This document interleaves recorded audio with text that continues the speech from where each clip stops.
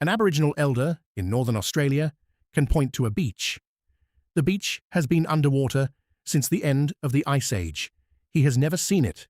Neither did his grandfather. The memory belongs to no one, and it is still right. The system that holds the memory is called a songline. Walk a path through country. Sing it as you walk. Each rock, each waterhole, each split tree triggers a song.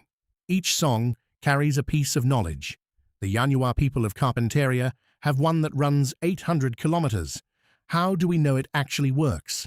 In 2015, a linguist named Nick Reid and a geographer named Reid Nunn went looking. They searched documented Aboriginal Australian stories for ones describing coastlines lower than today's. They found 21. They compared each story to the geological record. Everyone matched. Some of those coastlines have been underwater for 13,000 years. No writing, no record. 400 generations of memory carried by foot and song. And the system is not only Australian, Western civilization had its own version. The day a Greek poet stumbled into it, he was standing over a pile of bodies. 500 BC. A Greek poet named Simonides of Ceos finishes reciting at a banquet in Thessaly. He steps outside. The roof of the hall collapses behind him. Every guest dies. The bodies are unrecognizable. Simonides walks the room in his head, seat by seat, name by name. He identifies every body. He calls his method the memory palace. Then someone wrote down the warning that we were about to lose this, the road into our own heads. The man who wrote the warning was Plato. He wrote it 2,400 years ago. Around 370 BC, Plato wrote a dialogue called Phaedrus. In it, a king is offered a gift by the god who has just invented writing. The king refuses. Writing, he says, will produce, quote, forgetfulness in the souls of those who learn it. They will rely on external characters and not remember of themselves. Plato was not warning about phones. Phones did not exist. He was warning about writing, the first technology that let humans put their memory somewhere else. That was the moment of the trade. Internal memory for external. 2,400 years later, a psychologist named Betsy Sparrow at Columbia ran the experiment Plato had already imagined. 4 studies, published in Science, 2011.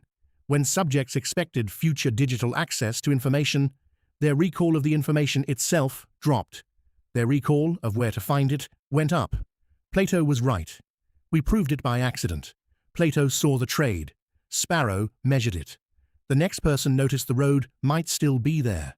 Her name is Lynne Kelly, Australian archaeologist, founding member of the Australian Skeptics, the kind of person who hates being wrong.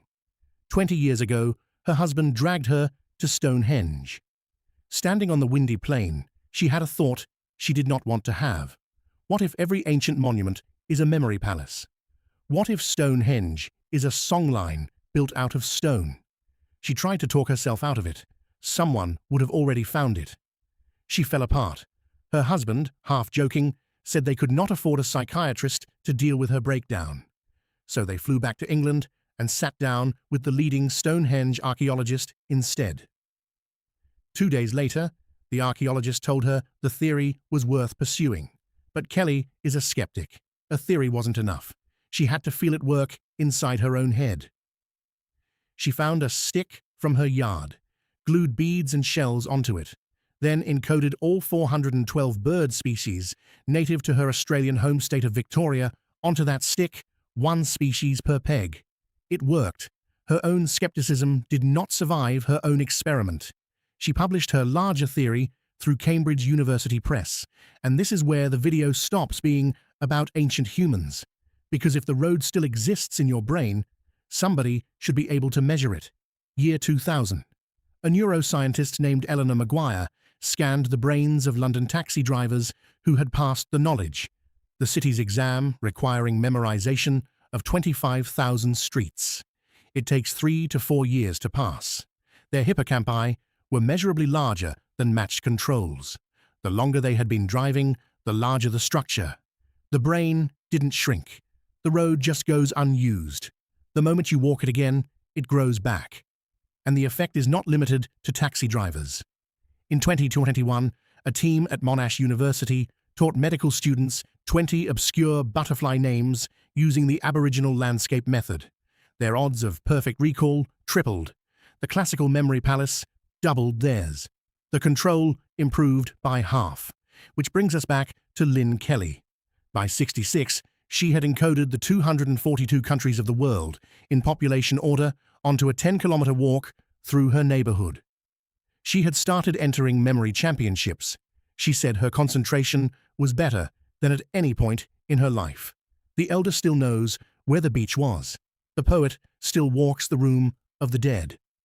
Plato saw the trade coming. Sparrow measured it. Maguire scanned it. Kelly walked back onto the road at 66. The road is still there. You stopped walking it. You can memorize anything you want to. You just have to know the methods. If this changed how you think about your own brain, the next case file goes deeper. Subscribe. Mindstatic.